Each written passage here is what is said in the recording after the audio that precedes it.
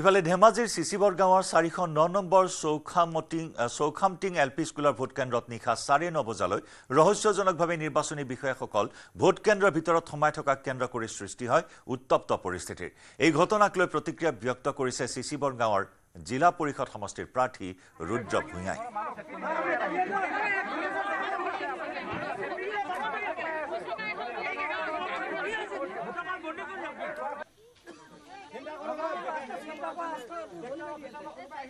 চিচিবগাঁও পঞ্চায়তৰ চৌখামটিং এলপি স্কুলৰ যি ভোটকেন্দ্ৰ আছে এই ভোটকেন্দ্ৰত 4টা বজাতে ভোট গ্ৰহণ সমাপ্ত। 4:32 মানুহে ইয়াত ভোট দিব পৰা নাই। ভোট বন্ধ কৰি দিয়া হৈছে, কিন্তু ভোটৰ বাকচ লৈ যোৱা হোৱা নাই। ইয়াত কি হৈছে আমি জানিব খুজিছোঁ, আমাক কেণ্ডিডেট হিচাপে জানিবলৈ দিয়া নাই।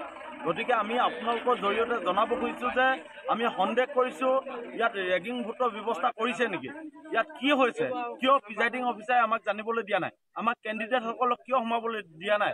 ইয়াত ৰাইজ আহি উপস্থিত হৈছে আৰু আমি সন্দেহ প্ৰকাশ কৰিছোঁ যে হয়তো এবাৰ ইয়াত ভোটৰ কিবা খেলি মেলি কৰিব খোজা হৈছে, তেখেতলোকে ভয় খাইছে।